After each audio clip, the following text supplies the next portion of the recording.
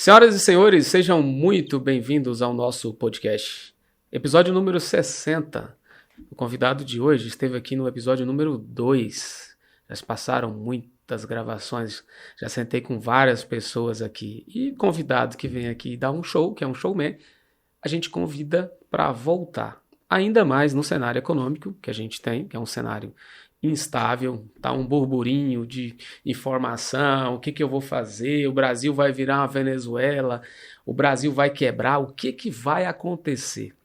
Flávio Cozara vai dar uma luz para nós aqui. Professor, seja muito bem-vindo.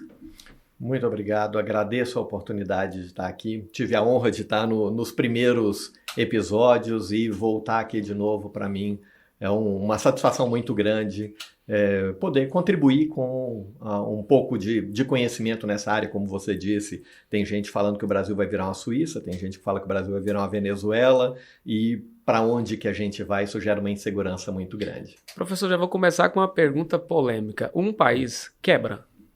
Sim, é perfeitamente possível quebrar. A Argentina passou por isso há pouco tempo.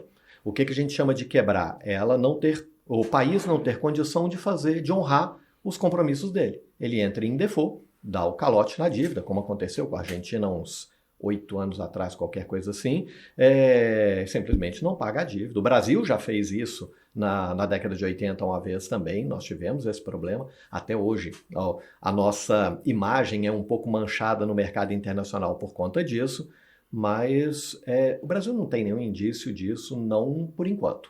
Tá? Não tem, é claro que tem alguns problemas sérios, precisam ser ajustados, mas não tem... Não está no melhor momento, mas não tem esse risco não, né, professor? Não, por enquanto não. O Brasil tem muito tempo para poder corrigir. É um país muito rico, com uma quantidade de recursos incrivelmente grande. Então, nós temos plena possibilidade de honrar todos os pagamentos. É claro que não pode deixar a corda solta. Porque senão depois fica cada vez mais difícil. Por isso que eu acho que a oposição ela é benéfica, porque ela exagera, mas ela fica de olho, né? Então, acho que a oposição ela é salutar. Então, esse discurso de que iremos virar uma Venezuela é um factoide. Não tem nada que nos indica isso hoje em dia. Tá? Não tem nada que pode chegar e falar assim, o Brasil ele vai chegar num ponto, considerando a continuidade do jeito que a previsão de mercado, vai chegar num ponto em que vai ter uma ideia de Venezuela, nem Argentina. Tá? Então não é nem... Porque Venezuela está no fundo do buraco, e quando você acha que chegou no fundo, eles conseguem cavar um pouquinho mais ainda para poder... E a situação ali é muito complicada. É caótico. Mas antes que a gente fala do dólar, que a galera tá curiosa para saber sobre a alta do dólar, nós vamos falar dos nossos apoiadores. Tá precisando de tubos e conexões para o seu sistema de combate de incêndio? Na Valk Tubos você encontra uma linha completa à sua disposição. São mais de 20 mil itens em estoque para a sua entrega. Acesse o QR Code que está disponível na tela e fale com o time comercial da Valk Tubos. Lembrando que a Valk Tubos tem unidade em Goiânia e unidade em Cuiabá. Se você está cansado do seu ambiente, comprou o seu apartamento ou acabou de construir sua tão sonhada casa, está entrando em 2025 de casa nova, o lugar certo é a WS Interiores. Eles vão mandar um arquiteto na sua casa e vão desenhar a casa do seu jeito. Então acesse o QR Code que está disponível na tela e fale com o timaço da WS Interiores. O último parceiro nosso, Cozara, é a Pitangui Tintas. Hoje vamos falar sobre a Pitangui Tintas, uma empresa que é referência em soluções de pintura.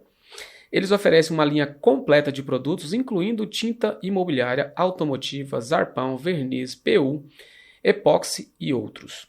A Pitangui Tintas se destaca pela qualidade e eficiência de seus produtos, perfeitos para atender desde pequenos reparos até grandes projetos. Se você busca resistência, praticidade e um acabamento impecável, a Pitangui Tintas é a escolha certa para você. Então acesse o QR Code que está disponível na tela e fale com o time da Pitangui Tintas. E a Pitangui mandou um brinde, como sempre, para o professor Flávio, que a Pitangui ela gosta de trazer um mimo para os convidados. Muito obrigado, eu agradeço.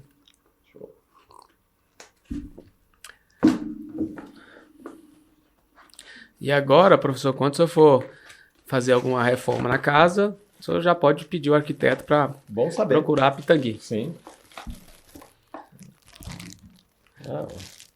Muito obrigado.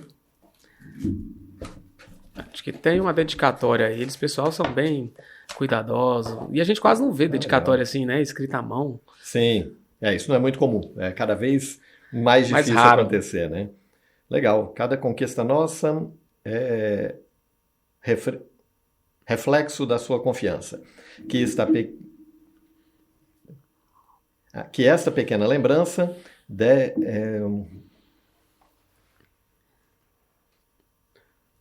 Esse é o problema da escrita à mão. Às vezes você não consegue entender.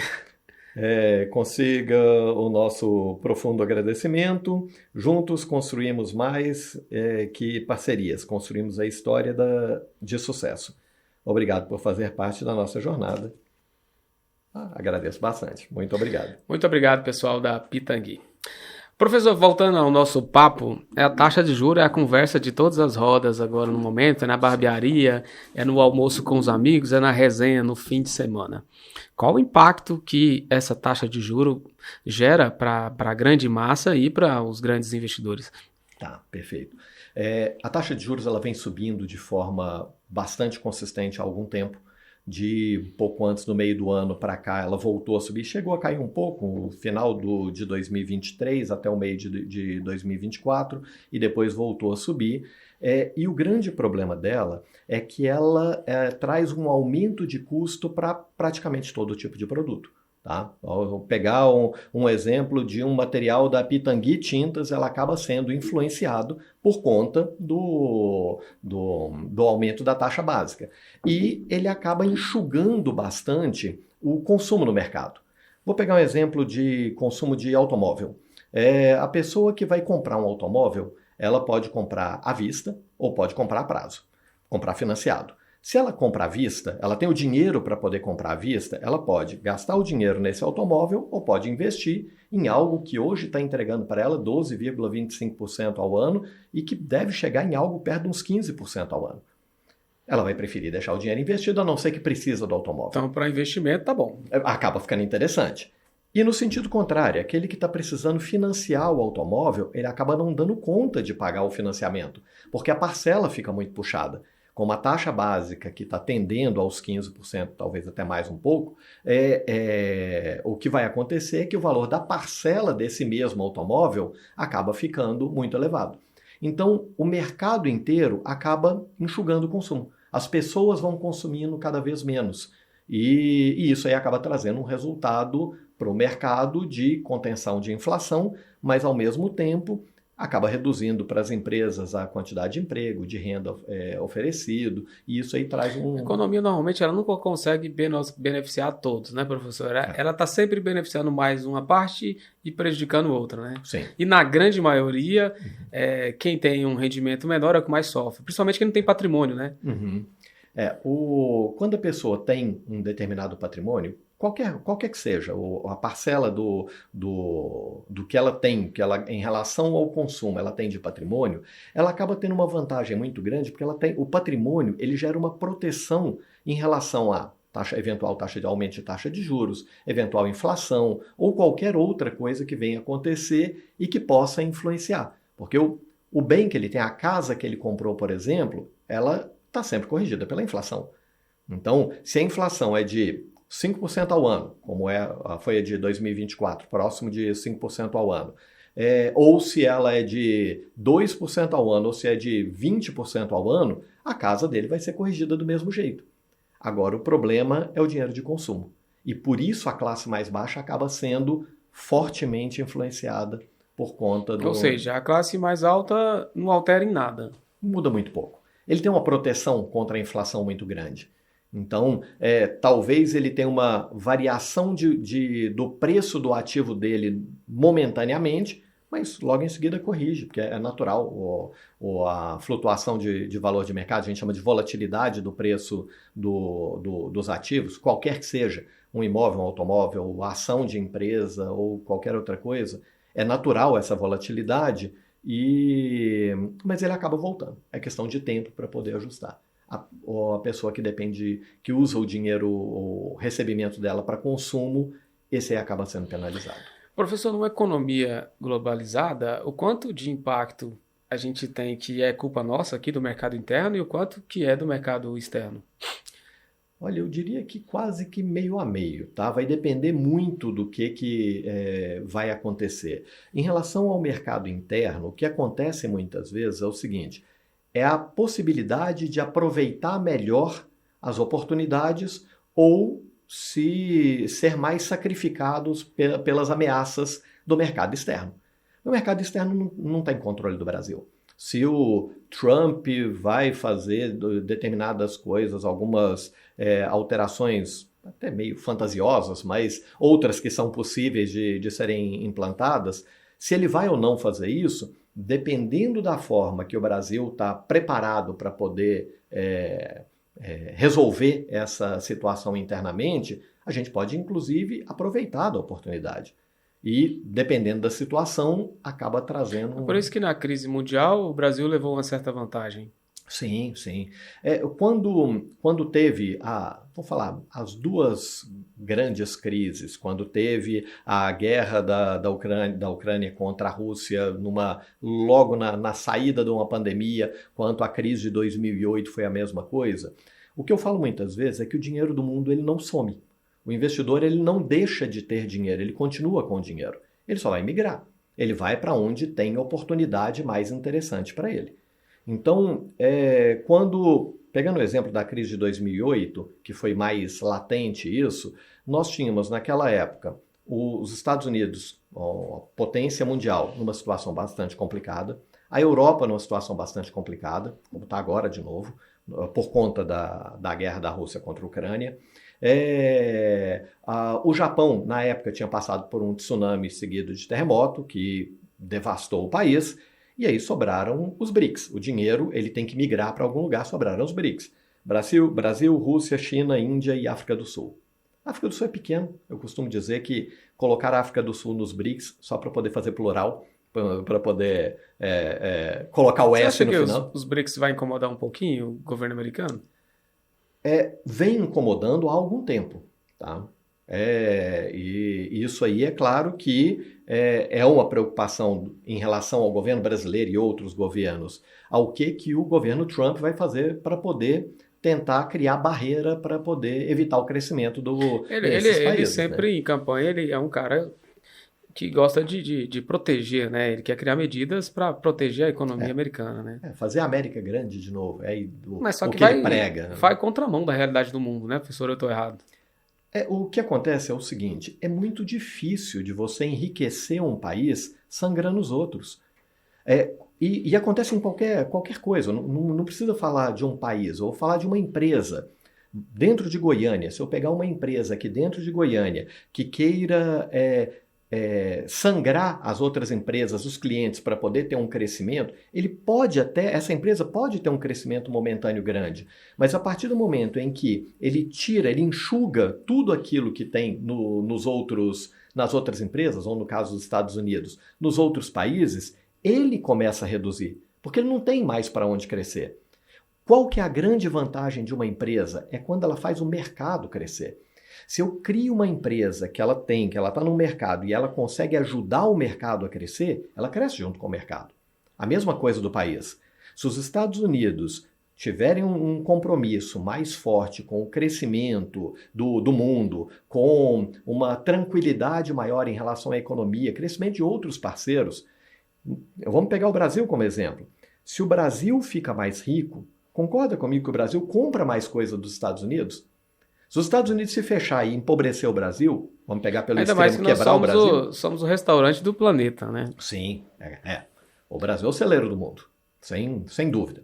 Só que tem hora, pelas medidas econômicas, parece que o Brasil até hoje não acordou para isso, né, professor? Até hoje ele não conseguiu aproveitar isso. Uhum. Quem falou isso muito bem, eu vi um podcast, o Pablo Marçal, falando das riquezas que a gente tem e que o mundo depende da gente, e o Brasil não consegue. Ele fica muito dessa de admirar outros países. Acho que a gente já passou dessa fase, né? Sim.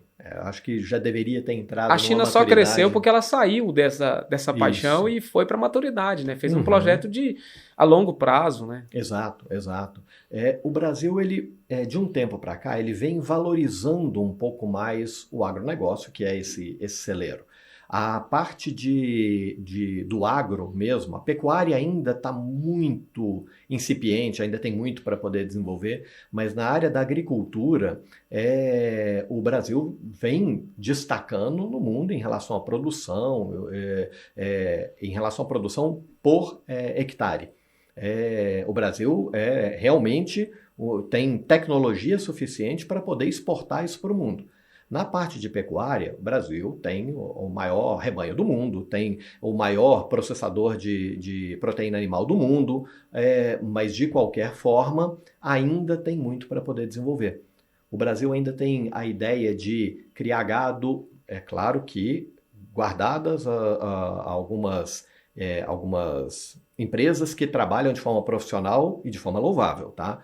Mas uma parcela importante da pecuária no Brasil ainda tem aquela ideia de comprar uma determinada quantidade de cabeça de gado, solta no pasto, 6 meses recolhe para poder vacinar, solta de novo, 6 meses depois recolhe para poder mandar para o abate.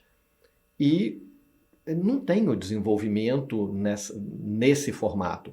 Precisa ser algo mais elaborado, a gente precisa crescer, precisa ter tecnologia implantada nisso, utilizar a genética de forma adequada para poder colocar o mesmo gado do mesmo jeito, produzindo ou produzindo a mesma quantidade de carne mais cedo, o que reduz a quantidade de pasto e acaba tendo um impacto ambiental menor, você tendo um gado que cresce mais rápido, que se desenvolve mais rápido, que tem uma carne mais saborosa, que produz mais carne de qualidade, os cortes mais importantes, coisa que a gente não vê na pecuária. Na agricultura, sim. E o interessante é que isso faz tanto sentido que mesmo com essa taxa de juros alta, o Brasil cresceu 2,3%. Sim. É ruim que tem a previsão de diminuir o crescimento em 2025, mas em 2024, com toda essa especulação, ainda cresceu, né? Cresceu bastante. Ainda saltou da nona economia para a oitava economia mundial. Isso, e os 2,25% é o fechamento do terceiro trimestre.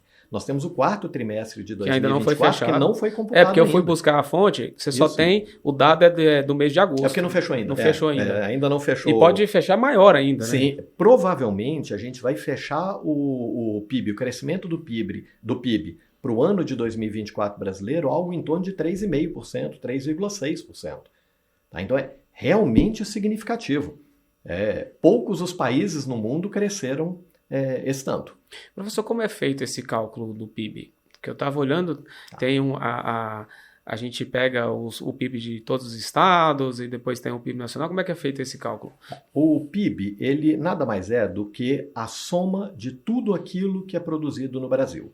Então, o produto interno bruto, ele é a soma de todos bens ou serviços que foram produzidos no Brasil, quer sejam para consumo interno, quer sejam para exportação, não faz diferença.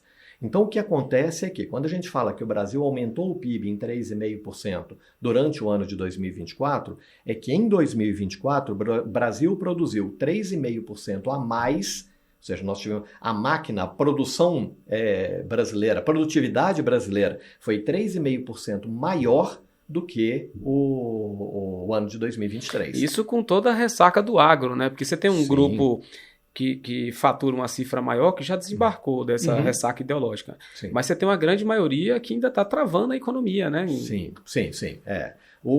Na época da eleição, então, foi um pandemônio, pessoal, um desespero de algumas pessoas, como se, e eu não estou levantando bandeira de nenhum presidente, nem o atual, nem o anterior, nem 2 para trás, ou 3 ou 4, independente de quem seja. Não tem ninguém que vai trazer o Brasil, em o que a gente falou no início, trazer o Brasil para uma Suíça ou para uma Venezuela no período de trabalho dele. Não é isso que vai acontecer. Não tem a ideia Até porque a gente tem um Estado muito organizado, né? O presidente não tem esse poder todo que as pessoas imaginam. Ele tem uma limitação de poder. Você ainda tem o Congresso que está lá para fazer o Uhum. contraponto. A gente tem uma oposição muito forte. Sim.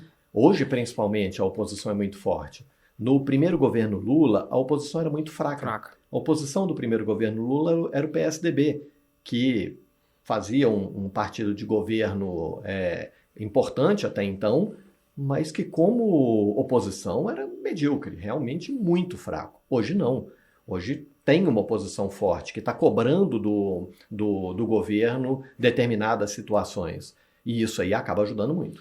Professor, eu queria ouvir do senhor, o que o senhor acha que pode melhorar o Brasil? Eu não acredito numa bala de prata, eu acredito em algo a médio e longo prazo que eu aprendi com o senhor em sala de aula.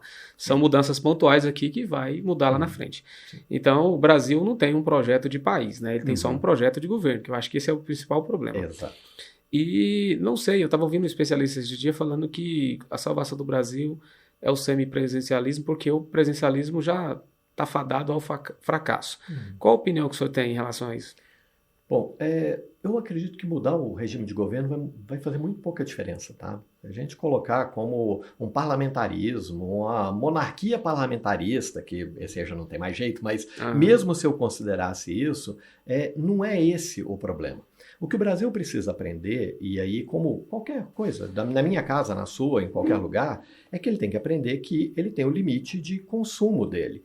E o consumo, a máquina do Estado, ela tem que estar ali para poder ajudar a população, as empresas, o desenvolvimento econômico do país a funcionar de forma adequada. Quando você carrega demais a máquina do governo, o que acontece é que chega num ponto em que, vou falar, no meu caso, se eu começar a gastar de forma frequente muito mais do que o que eu ganho com algo que é consumo, ou seja, eu contrato, sei lá, mais 2, 3, 4 funcionários para poder trabalhar na minha casa, eu começo a fazer algumas outras coisas desse jeito que não me trazem resultado, mas que geram uma despesa recorrente, vai chegar um momento que eu vou quebrar. Eu estou gastando mais do que o que eu recebo, em algum momento eu vou quebrar. Mas eu acho que está mais na consciência do eleitor, professor, porque o que eu vejo que ocorre? Me corrija se eu estiver errado. Vem um presidente e ele segue o mesmo modelo econômico de todos os outros, não altera quase nada. Ele tem um período de 4 anos. 2 primeiros anos ele está organizando a casa que o outro deixou um rombo. Todos fazem isso. Sim. Você tem alguns que são melhores. O Michel Temer deixou um pouquinho mais organizado, mas a maioria... O Michel Temer acho que foi o último, né, que deixou mais organizada a casa. E quando você vai para a reeleição, nos últimos 2 anos, você gasta, mesmo com a lei de responsabilidade fiscal, que foi um avanço, ainda tem muita brecha. A gente nunca deu um poder tão grande igual a gente deu para o Congresso em 2022. Isso. E eu vejo que isso não tá diminuindo. Quando eu olho para o governo, ele está preso, os projetos não estão sendo aprovados, e o povo não tem a consciência de entender que quem ele votou, ele não tem que ficar defendendo, ele tem que cobrar justamente isso. Exato. Aquela ideia, eu lembro inclusive na eleição, tanto do governo anterior quanto do atual, de uma parcela da população que chegava e falava, ele não me representa. E eu falo, gente, não tem sentido. Isso, nossa democracia. Ele te representa. Claro. Ele é, tanto na época do Jair Bolsonaro quanto o atual do governo do Lula, ele representa todos os brasileiros, independente de gostar ou não da pessoa dele, de ter votado ou não nele. E o que as pessoas precisam entender é que o jogar contra o quanto pior, melhor, não ajuda ninguém. Só os políticos, no final, né? Só a oposição. Que a oposição, ela cria um factoide e ela se apresenta como solução. Isso. E eu vejo isso se arrastando há muitos anos. Muitos anos. Não vejo o Brasil... eu continuo defendendo que tem que investir em educação, porque o objetivo do meu podcast é educacional, informar, que não tem bandeira política, é informar e trazer essa reflexão, essa provocação, para ver se o pessoal desembarca dessa paixão ideológica que, para mim, não faz nenhum sentido. Eu vou te falar um comentário que eu uso muitas das vezes, é o seguinte, se eu pegar duas caixas de bombom, uma caixa de bombom da Lacta, uma caixa de bombom da Garoto, colocar uma de cada lado, uma cesta no meio e te pedir para poder escolher os melhores bombons e colocar nessa cesta. Você vai pegar todos de uma caixa e entornar nessa cesta e não pegar nenhum da outra? Provavelmente você vai pegar um de cada. Todos os governos têm alguma coisa que ele fez de muito bom, tem aquilo que foi razoável e alguns que são péssimos, algumas atitudes foram péssimas. Todos. Então, tratar a governabilidade do país, a democracia, como uma paixão, uma torcida, é como se fosse um time de futebol. Eu quero que ele ganhe. E se é o time adversário, a pessoa torce para o time perder. Não faz diferença nenhuma para ele, mas ele torce para o time adversário perder. Como se fosse um time, né? Como se fosse o time mesmo. Então, assim, isso aí, ele não percebe que ele mesmo que vai pagar a conta no final, porque se der zebra em algum momento, todo mundo vai pagar a conta. Se for um bom governo, todo mundo vai desfrutar disso. E esse eu acho que é o grande problema das pessoas. E o mercado financeiro, professor? Está um momento bom para investir? Porque muita gente está tirando dinheiro, né? O que acontece é o seguinte, o mercado financeiro hoje no Brasil, ele virou o que a gente chama de uma tempestade perfeita. Nós temos o dólar acima dos R$6, sem previsão de voltar nos patamares nem pós-pandemia, dos R$5, muito menos dos 3,80 que estava antes da pandemia. Tá? Então, não tem previsão disso acontecer. Uma taxa de juros bastante elevada, hoje em 12,25%. O Banco Central já precificou para 14,25% em março, mas é bem provável que a gente chegue lá nos 15 qualquer coisa, 15,5%, tem gente até falando de 16% em julho desse ano. Tá? Então, hoje a nossa taxa básica real, ou seja, descontando a inflação, já é a maior do mundo. Tá? Então, e com tendência de aumentar. O que acontece, nós temos esses fatores, um risco fiscal importante no país, porque os planos que o governo federal colocou para poder fazer redução de gastos públicos, eles não foram convincentes. Ou seja, o corte que está previsto pelo que o governo apresentou é menos da metade do que ele precisa de fato cortar. E ao mesmo tempo ele aumentou gastos, né? Aumentou gasto. Todo governo aumenta gasto. Todos. Você não tem um governo que você teve o governo Bolsonaro que tirou algumas coisas, mas gastou por outro lado. Isso. O governo Lula não é diferente. O governo Lula tem uma fama de gastar mais ainda. Sim. Lembrando, o ano que vem é um ano pré-eleição, né? E é o último ano que o governo vai poder gastar realmente. E ele vai gastar porque ele sabe que a única coisa que derruba um governo no nosso país é a economia, né? A economia derruba. Se o cara não tiver com dinheiro no bolso... Sim, isso aí atrapalha. E ainda mais... o mercado internacional também não está ajudando o Brasil, porque nós temos 2 guerras em andamento que acabam trazendo uma preocupação do mundo em relação ao que vai acontecer daqui para frente. Então, investimento em economia mesmo para poder gerar produtividade futura, ele acaba sendo reduzido, as pessoas ficam com medo. E um governo dos Estados Unidos, o governo Trump, que é ultranacionalista e que vem pregando isso há muito tempo, de alguns benefícios fiscais para empresas norte-americanas, inclusive contando com um poder que acaba hoje sendo complicado para o governo Trump, porque o Trump ele tem as ideias dele, algumas fantasiosas, mas outras preocupantes, mas factíveis. Mas ele entregou a economia bem, né? Sim, tinha um problema da pandemia que acabou atrapalhando, então é difícil de medir o primeiro governo dele. Mas hoje ele tem o presidente da Câmara dos Estados Unidos apoiador de Trump, ferrenho, então você tem isso, e tem as 2 principais fontes de mídia do mundo, que são Meta e o X, do lado dele. Do lado dele, apoiando abertamente ele.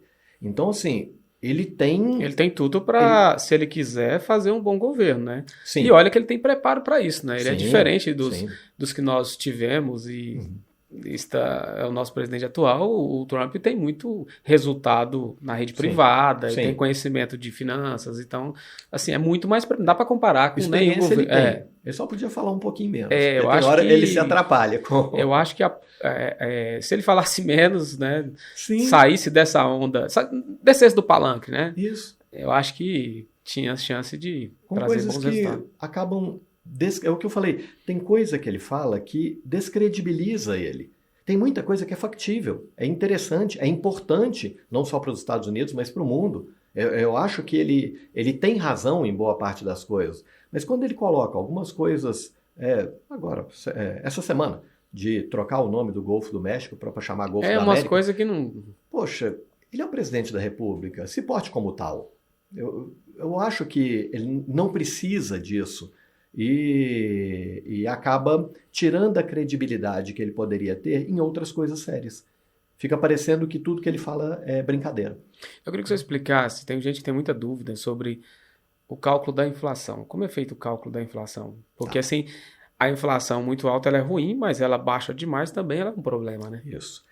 A inflação, ela inclusive, dentro da minha empresa, dentro da Ibra, a gente faz o cálculo de inflação pessoal, porque a minha inflação é diferente da sua. Sim. Eu tenho consumo de determinados produtos que você não tem ou que outra pessoa não tem. Então, às vezes eu gasto uma parte maior do meu dinheiro em viagem, o outro gasta uma parte maior do dinheiro em restaurante. Então, o aumento do preço da passagem me afeta e o aumento do preço do restaurante afeta o outro de forma diferente. Mas a inflação, de um modo geral, o IPCA, o Índice de Preço ao Consumidor Amplo, que é a medida oficial de inflação no Brasil, ele leva em consideração uma cesta de produtos que é considerada consumo das pessoas, do mercado de um modo geral. Então leva em consideração combustível, leva em consideração a variação de preço do aluguel, leva em consideração a variação de preço da cesta básica e vários outros produtos que afetam uma parcela muito importante da população brasileira. Todo mundo é afetado, bem, mal é afetado pelos índices que estão dentro do IPCA. Então ele serve como uma baliza importante para entender o quanto que variou o preço dos produtos em média no mercado. Agora é claro que é comum as pessoas falarem assim, a inflação deu, no ano de 2024, ela vai fechar em algo perto de 5%. A inflação de 5%, mas não é isso. Eu vejo no supermercado o preço do produto lá da carne subiu não sei quanto, ou um outro determinado produto subiu mais ou menos.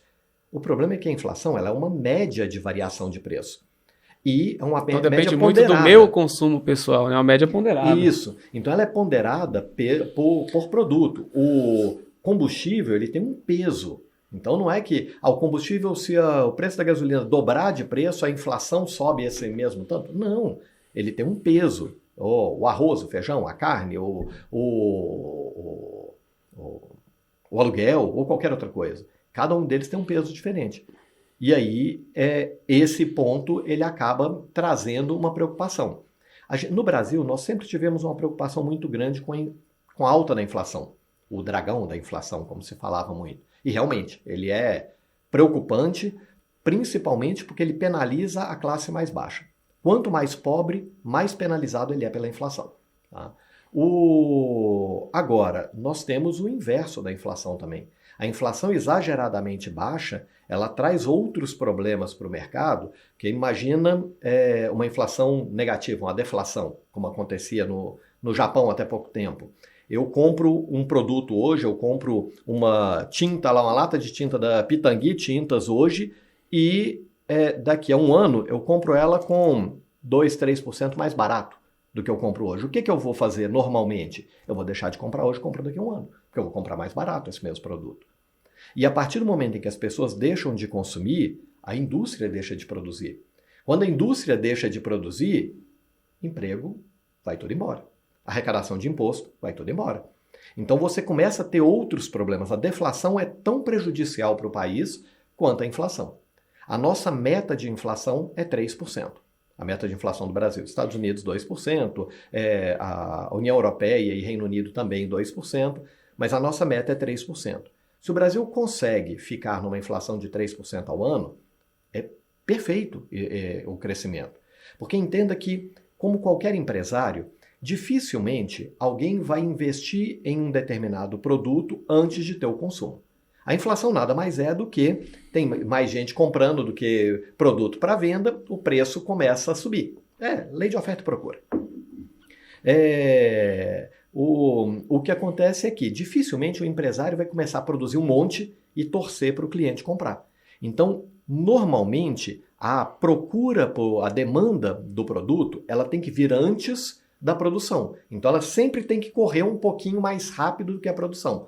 Na hora que começou a ter mais demanda, a produção ajusta. Aumentou a demanda de novo, a produção ajusta. É natural isso acontecer. É por isso que o carro não baixou, né? Porque eles equilibraram muito bem isso aí. Isso. E é por isso que a inflação ela é importante, porém pequena. Os 3% que é a meta da inflação perseguida pelo Banco Central, ela é importante, a gente precisa ter. É porque normalmente as pessoas falam assim, então por que não põe zero a meta? Não, o zero é ruim. O zero de inflação, você está estagnando o mercado. E o que está atrapalhando baixar a inflação hoje? Hoje no Brasil nós temos alguns problemas que estão acontecendo que por preocupação do mercado internacional em relação àquilo que está acontecendo no Brasil, por causa do risco fiscal. Eu estava falando, o Brasil vem consistentemente gastando mais do que o que ele arrecada. E já tem um bom tempo, né? Já há algum tempo. Tá? Não é de agora, só desse não é esse governo, ano. não. Não, tem 20 anos que o Brasil está, até mais, que o Brasil está nesse viés. Eventualmente melhora um pouquinho, mas ele vem com esse ponto. Ao mesmo tempo, a taxa básica nos Estados Unidos, que vinha caindo, ela acabou estabilizando porque a inflação nos Estados Unidos também está muito resiliente. Então, se imagina como investidor, você pode colocar o seu dinheiro investido no Brasil, que tem um risco fiscal importante. Como eu falei, não acredito em calote no Brasil, nem nada disso, mas olhando de fora, a situação é diferente. O investidor fica com receio. Ele fica com medo do que está acontecendo. O Brasil está gastando mais do que o que ele arrecada. Ao mesmo tempo, nos Estados Unidos, que é uma economia muito sólida, nos Estados Unidos ele tem uma taxa muito convidativa. O que é natural esse investidor fazer? Tira o dinheiro de onde está trazendo um risco muito grande para ele e coloca naquele que o risco é menor. A rentabilidade também é menor, mas o risco é infinitamente menor. Então ele prefere colocar nos Estados Unidos. Quando o investidor ele tira dinheiro do Brasil e leva para os Estados Unidos, ou seja, ele vende real e compra dólar, lei de oferta e procura. Vai ter um monte de gente comprando dólar, um monte de gente vendendo real. O que acontece com o real? Cai de preço, o dólar sobe de preço. E aí o que acontece é que nós temos o dólar hoje a 6 e tanto, chegou a bater 6,30. Nós temos o dólar num valor historicamente alto e o dólar afeta tudo. Tem muita gente que fala assim, mas eu não consumo nada em dólar. Então eu não vou viajar para o exterior, eu compro tudo em reais. Então é uma ignorância, né? Porque o dólar define tudo. Tudo. O combustível é cotado em dólar. A Petrobras tem o ajuste dela, que ela precisa fazer, está protelando porque vem alegando que o dólar tem uma tendência de redução de valor, mas ela tem um aumento já programado de 22,5% para o óleo diesel e 17% para a gasolina. Não aumentou ainda, está segurando isso, porque isso aí é pela variação cambial. E tudo, o telefone, a energia elétrica, a soja, que o pessoal, mas ela é plantada no Brasil, mas ela é vendida no mercado internacional. Soja é cotada em dólar, não é cotada em reais, mesmo produzida aqui. A carne é cotada em dólar, não é cotada em reais. Aí quando você faz essa conversão... Aí eu estou pagando o dólar. E aí o que acontece é que quando o dólar aumenta de valor, ele traz junto com ele todo o restante dos produtos. Ele aumenta, ele tende a trazer inflação para o mercado. Tanto que a expectativa de inflação pelo Focus, que é divulgado pelo Banco Central, é de 5% para o ano de 2025 também. Hoje, 4,99% para poder pegar o número mais exato, mas em número redondo, é 5% de expectativa de inflação para o ano de 2025. A nossa meta é 3%. É aceitável até 1,5% para cima, 1,5% para baixo. Tá? Mas a nossa meta é 3%. O Galípolo vai ter que dar explicação. No primeiro ano dele, ele já vai ter que dar explicação, porque 2024 vai bater 5% de inflação. E no segundo ano de governo, da presidência dele na frente do Banco Central, também vai ter que dar explicação de novo. Porque não vai ficar dentro da faixa da meta. Muito menos no centro da meta, não tem... Você acha que o IVA vai trazer alguma solução melhor? Posto único? A ideia do IVA é muito interessante. O problema é ser bem usado. Tá? Então, o que acontece é que, se for utilizado na forma que está aparecendo hoje, nós vamos ter um aumento de carga tributária. Aumento de carga tributária, entenda que quando aumenta a carga tributária, quem paga não é o empresário, é o consumidor. Como que ele vai pagar isso aí? Não aumente o preço, aumente a inflação. A inflação é variação de preço. Se eu aumento a carga tributária, o preço daquele mesmo produto vai aumentar, eu aumento a inflação com aquilo ali também. E a dívida do país, onde ela impacta? O problema da dívida, hoje nós estamos com 77% do PIB como dívida do país. Há uma taxa de, vou falar, meio do ano, 15%, para a gente poder pegar um número, então é só para poder ter uma ideia. Se ficar, não acredito que fique abaixo disso, tá? Mas se ficar muito pouca coisa, talvez chegue mais perto dos 16%, mas vamos pegar 15%. Quando eu considero uma dívida, hoje no Brasil, de quase 80% do PIB de dívida, a dívida pública brasileira, numa taxa de 15%, eu estico, se o Brasil segurar essa taxa durante 20 anos aproximadamente, a dívida é impagável. O Brasil não dá conta mais de pagar essa dívida. Porque os Estados Unidos tem isso controlado? Lá é um pouco diferente. Lá a relação dívida-PIB dos Estados Unidos é de 120% do PIB. Tá? Então, só que você tem uma diferença porque a produção, a máquina dos Estados Unidos cresce numa velocidade muito rápida. Produz muito, né? Você tem uma dívida alta, mas você também produz muito. Vou pegar... É tipo o cara que gasta muito, mas ganha muito. Isso. Não, e não é só ganha muito. Cada mês ele está ganhando mais. Então, mesmo que ele gaste mais agora, ele pode gastar 100% da renda dele, 120% da renda dele, porque ele sabe que no mês seguinte ele vai ganhar mais do que o que ele ganhou esse mês. Se eu pegar a Apple como exemplo, uma empresa de 4 trilhões de dólares em valor de mercado, mas em valor patrimonial ela tem algo em torno, ou seja, o valor da empresa mesmo que ela tem de equipamento, patente e tudo mais, algo em torno de 500 bilhões de dólares. Se a Apple quiser pegar 100% do valor patrimonial dela como dívida, não é problema nenhum. Ou pegar pela venda. O ano passado ela bateu o recorde de 397 bilhões de dólares de faturamento da empresa. Tá? Então, se a Apple pegar 400 bilhões de dólares de empréstimo, tranquilo, todo mundo empresta. Se quiser pegar emprestado 800 bilhões de dólares, a Apple quiser pegar emprestado, ela pega e ela vai honrar isso. Não é problema nenhum isso. O problema só que ela anda numa velocidade tão grande, a empresa está crescendo numa pujança tão grande que ela consegue pagar isso. O problema é que o Brasil ele não vem desenvolvendo na mesma velocidade. Então, quando eu falo num crescimento, e é claro, a taxa de juros da Apple vai ser de taxa básica dos Estados Unidos, 4% ao ano. É isso que ela vai pagar. Uma taxa baixa, né? Diferente daqui, né? 15%. Aqui você paga 15% ao ano, a 80% do PIB, num país que não tem um crescimento tão vertiginoso quanto da Apple. A Apple há 6 anos, 2018, 6 anos atrás, 7 anos, né, vamos falar, o valor dela era de 700 bilhões de dólares. Hoje ela vale 4 trilhões de dólares. Então, ela aumentou em 5 vezes o tamanho dela nesse mesmo período. O Brasil, nenhum país do mundo cresceu isso. A diferença dos Estados Unidos é que ele oferece uma estrutura muito boa para as empresas, né? Sim. Ele transmite uma confiança para a empresa investir. Diferente do Brasil, né? Isso. E a parte que você colocou aí agora mesmo, e que a gente até não esticou nesse ponto, e eu acho ele importante, que é a educação. Você tem um investimento muito forte em educação.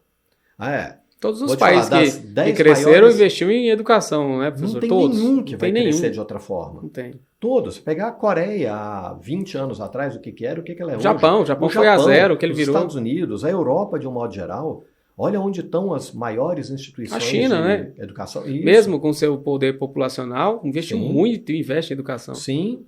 E tem que ser desse jeito.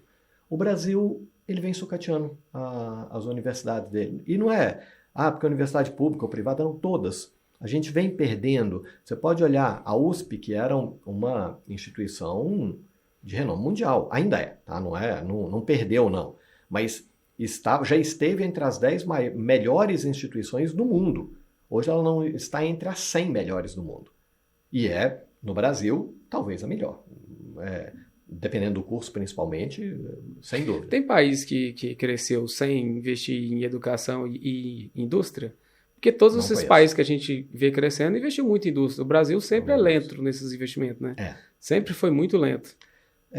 Aqui no Brasil a gente trata muitas vezes o empresário como o vilão do mercado. Como inimigo do mercado. Isso. E isso atrapalha o desenvolvimento, porque o empresário, primeiro, ele não quer ser, ninguém quer ser visto como vilão.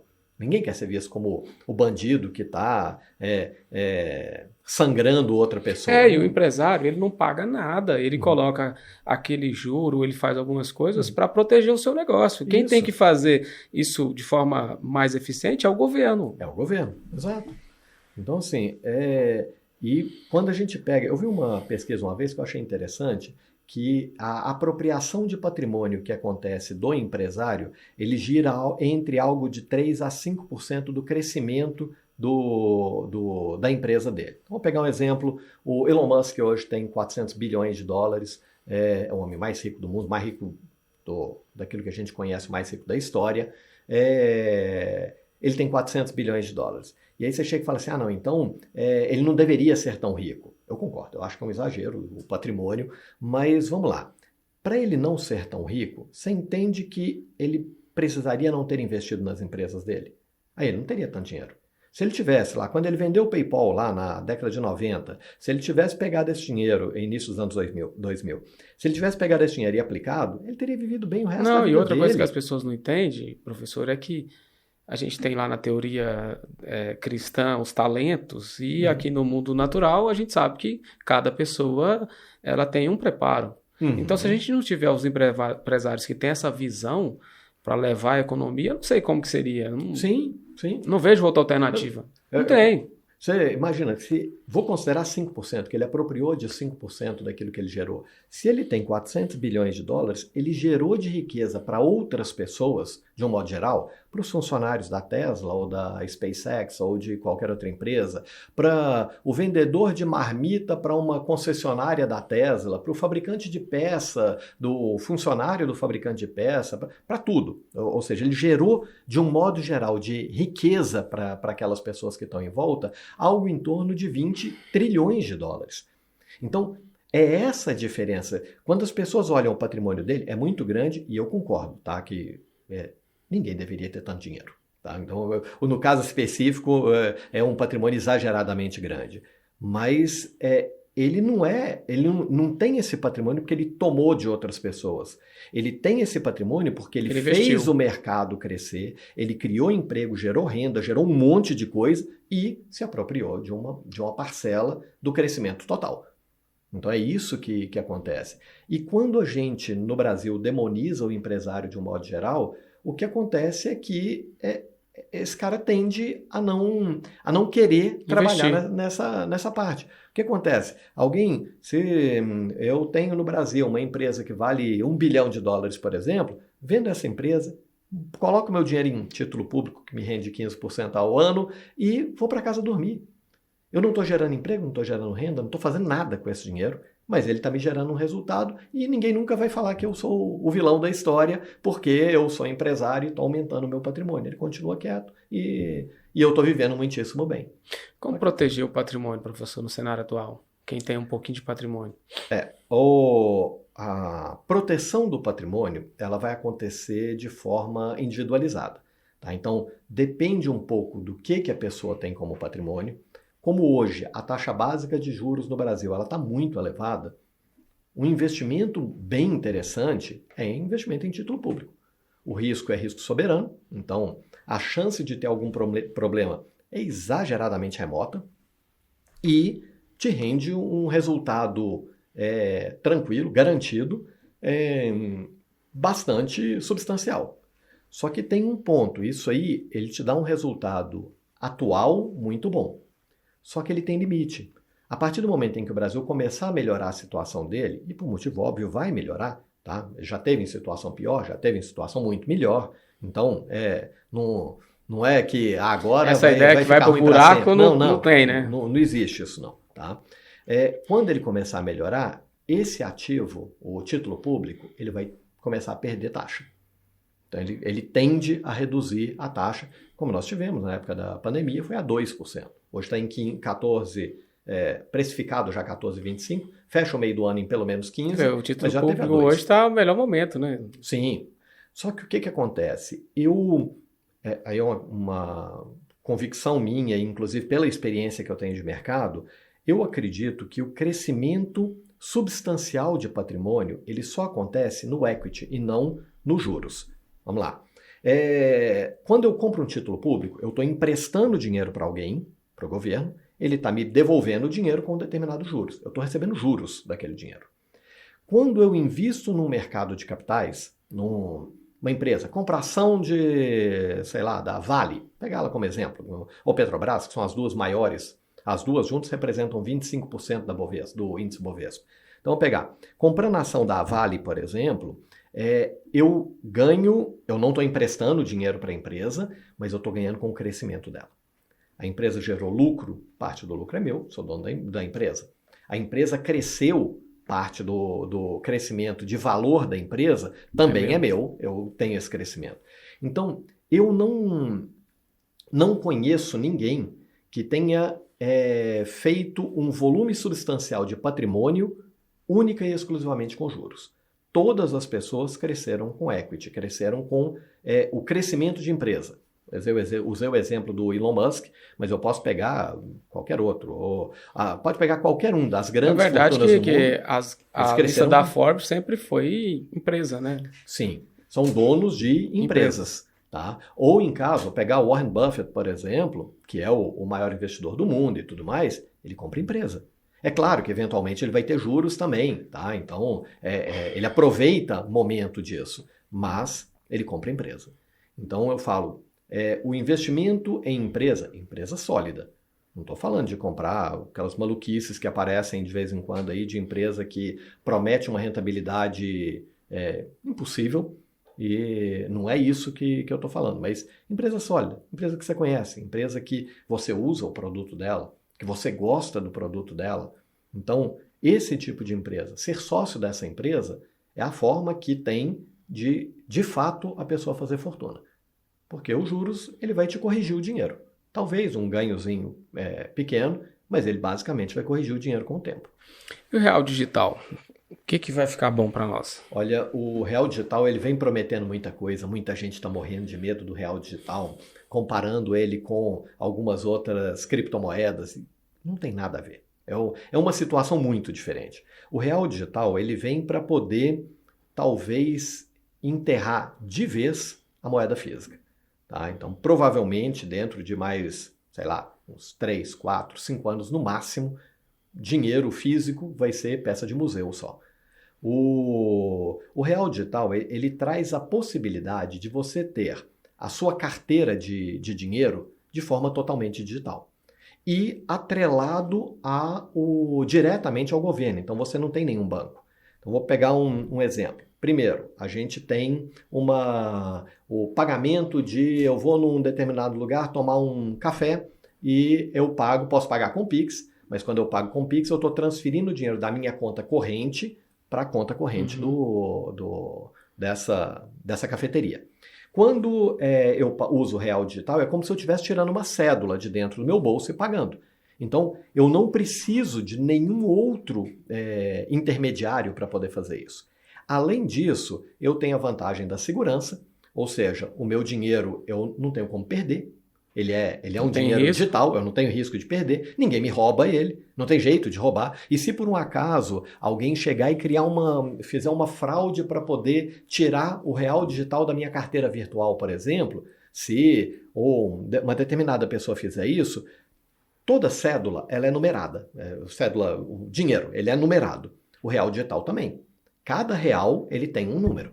Então, se o real daquele número saiu da minha carteira, eu sei para onde que ele foi.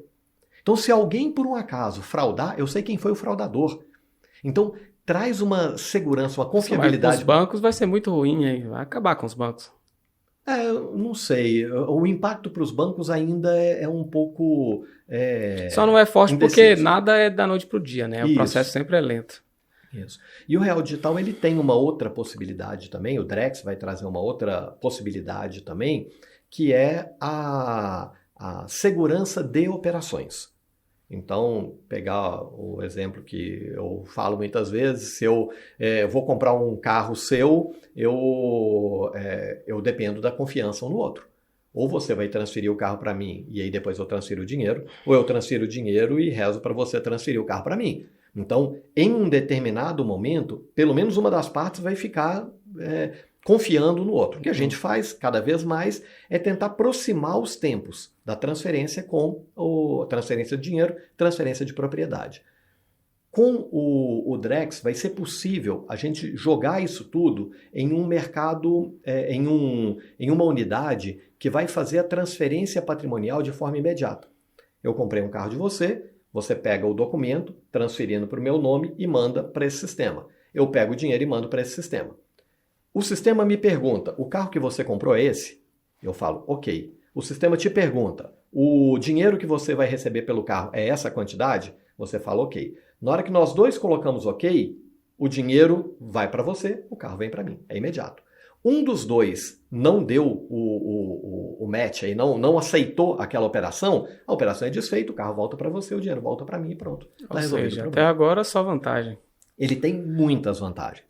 Agora, toda mudança gera medo. Você lembra do Gera Pix? segurança, é o Pix, né? Nossa, quando E o surgiu o Pix... Só que o Pix pegou muito rápido. Muito rápido. E o Drex, eu acredito que vai ser mais lento um pouco, porque ele tem a usabilidade dele, ela demanda de um aprendizado, mas... Até porque tem muita gente que nem adaptou com o Pix ainda, né? Eu fiquei impressionado a quantidade de gente que ainda não tem Resiste, Pix. não tem. Eu fiquei E o impressionado. sofrimento que diz, troco, ninguém tem dinheiro mais, chegar em qualquer lugar, ninguém tem dinheiro. Sim, sim. E o carro elétrico, professor, veio para ficar dessa vez? Olha, elétrico puro, eu acho muito difícil de funcionar. Ele tem uma estrutura que ele inviabiliza a operação dele. As pessoas muitas vezes olham tanto pelo consumo, que não é real, é porque muitas das vezes você abastece em casa ou em algum lugar que é gratuito, e é claro que se a gasolina fosse gratuita também, o consumo ia ser, o carro a combustão interna ia ser bem interessante o consumo. Como em relação a custo dele no longo prazo, que nós não temos ainda. Então, quando eu pego, por exemplo, um Leaf da Nissan, que em 2020 ele custava 300 mil reais aproximadamente, hoje por 150 mil reais você compra ele tranquilamente. E eu acredito que se anunciar a compra por 150 vai fazer fila de gente querendo vender. Tá? O que acontece é que o grande problema do carro elétrico é que ele tem uma depreciação linear. O carro a combustão interna, ele deprecia, vamos supor que os dois depreciem 10% ao ano. Tá? Então compra um carro hoje de 200 mil reais, daqui a um ano ele vale 180, daqui 2 anos ele vale 10% a menos do que 180, então ele vai valer 162 e aí ele vai reduzindo o preço. Carro a combustão interna, ele não perde o valor dele nunca, a não ser que aconteça um acidente, alguma outra coisa excepcional. Mas eu tenho hoje um carro 1990 que está anunciado nessas plataformas aí e ele tem valor de mercado. Um carro elétrico, não. O carro elétrico, a vida dele é algo em torno de 10 a 15 anos no máximo. Ou seja, em 15 anos, o valor dele é zero, porque o grande custo dele é bateria. Então, vamos supor, um carro de 200 mil reais, uns 80 mil reais dele é bateria. Tá? Então, eu pego ele hoje, 80 mil reais a bateria. O dia que a bateria dele acabar... que é 120, a bateria é 60 mil. Isso, metade do preço do carro é a bateria. Então, o dia que a bateria desse carro acabar, daqui 10 anos, o carro já sofreu uma depreciação grande durante todo esse período, e aí você vai ter que trocar a bateria. Só que a bateria, você compra a bateria nova, uma bateria de 80 mil reais. Só que seu carro vale 80. Você colocaria uma bateria de 80, uma peça que vale o mesmo valor do carro? Você vai jogar esse carro no lixo, é isso que vai acontecer. Aí você vai ter que vender, você vai vender ele a preço de banana. De nada, ele vai valer o quilo de ferro. É isso. Ele não tem valor de mercado. Porque o carro a bateria ele tem esse problema. O carro híbrido, esse aí, eu acredito que venha a ser diferente do que o que nós temos hoje, mas ele tem um potencial de vida muito longo. Talvez não com motor a gasolina para poder sustentar, mas um motor a hidrogênio, não sei, alguma outra tecnologia, um sistema de funcionamento diferente. Porque o que acontece é o seguinte... Entende que um carro qualquer, com motor a combustão interna só, eu gasto energia para poder acelerar o carro, e na hora que eu preciso parar, eu gasto energia para poder parar o carro. Eu tenho um consumo de freio para poder parar, consumo de combustível para poder acelerar. E eu gasto energia nas duas pontas. Quando eu tenho um carro híbrido, eu consigo aproveitar essa energia do carro na hora de frear para poder armazenar para no momento em que eu precisar de uma aceleração mais forte ou que for uma arrancada do carro, ele consiga gerar energia para poder ajudar o motor a combustão interna. Então reduz o consumo de combustível e o carro se torna mais potente. Vou pegar veículo que tem start-stop. Quando ele para no semáforo e fica lá, sei lá, 2 minutos, ou no trânsito, fica 2 minutos parado, o motor liga e desliga toda hora, porque o ar-condicionado tem que funcionar. Ou a bateria dele acaba perdendo energia. O que gera energia para a bateria é o motor a combustão interna.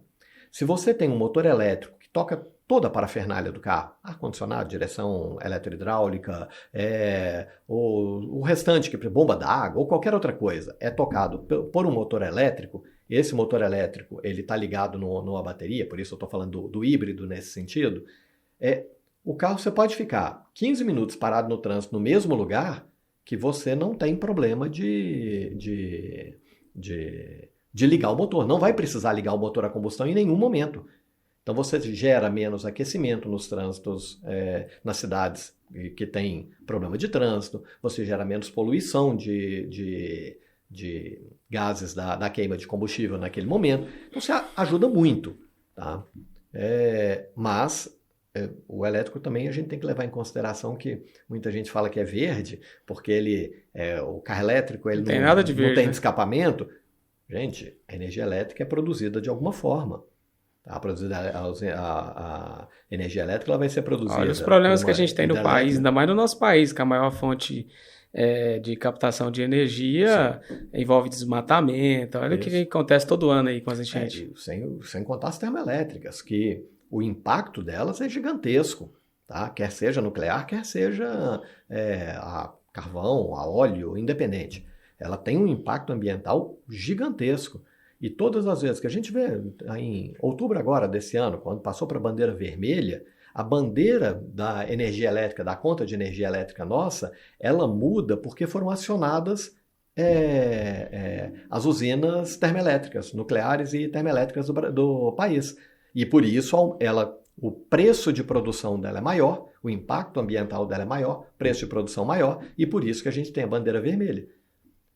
Olha, hoje nós já não conseguimos produzir energia elétrica suficiente para as casas que nós temos hoje. Imagina produzir para esse de carro que está no mercado. E não estou falando de 100% da frota, não. 10% da frota for elétrico, entra em colapso. Nós não temos energia para poder fornecer para isso. O que vai acontecer é que o podcast não vai ter energia para poder funcionar. Um hospital não vai ter energia para poder funcionar. Vai faltar para todo mundo. Ele vai faltar de forma linear. Vai subir o preço também, né? Vai subir o preço. Aí o pessoal vai começar a usar gerador de energia elétrica, como em muitos lugares o pessoal usa para poder carregar o carro elétrico. Um gerador a óleo diesel ou a gasolina para poder gerar energia elétrica para você colocar na bateria de um carro elétrico. É meio sem sentido esse tipo de coisa. Então, 100% elétrico eu não acredito que ele venha a funcionar. O híbrido, numa forma mais evoluída daquilo que nós temos hoje, é perfeitamente razoável. Tá? Ou talvez uma outra fonte, que às vezes a gente ainda não se atentou a ela. Mas pode ser que surja alguma outra fonte de energia. Professor, muito obrigado por ter aceitado o convite. É sempre uma honra, é uma aula incrível. Você quase não precisa nem falar e fazer intervenção. Muito obrigado por aceitar o convite. E para finalizar, eu gostaria que o senhor olhasse para essa câmera e deixar sua mensagem para essa galera que está desesperada com o país em 2025. Tá. Bom, primeiro, agradeço de novo a oportunidade de estar aqui. E o mercado, ele é naturalmente flutuante.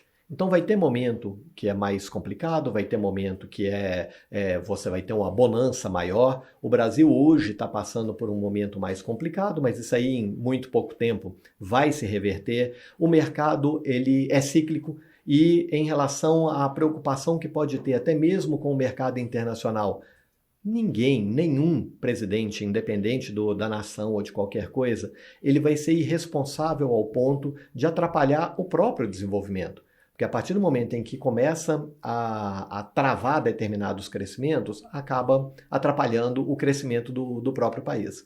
Então o que eu falo é, o Brasil ele tem um potencial gigantesco, o Brasil tem uma riqueza incrivelmente grande, ainda estamos patinando com algumas coisas, acho que o Brasil ainda tem muita coisa para poder aprender, mas o potencial de crescimento do mercado brasileiro ainda é muito grande. Tá? Então, é natural que as pessoas tenham algum tipo de investimento fora do Brasil, eu acho que todo mundo deveria ter, mas de uma parcela pequena.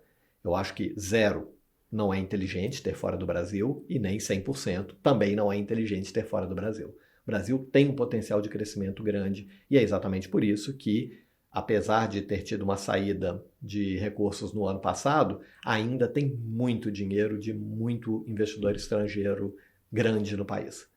Mas é isso. Agradeço a oportunidade. Me coloco à disposição para alguma eventual dúvida que tenha. Pode mandar direto para o canal do podcast que o Josimar me encaminha para a gente poder responder. E vamos em frente que tem muito caminho aí pela frente para a gente poder trabalhar. Eu vou deixar os contatos do professor aqui. Eu tenho certeza que você gostou. Então deixa aquele comentário à altura. Envie para um amigo, para um colega. E também está disponível o Pix do projeto do podcast. Se você quiser fazer a sua contribuição, fique à vontade para ajudar esse projeto, para que ele possa continuar e trazer convidados como o professor Flávio. Muito obrigado e até o próximo episódio.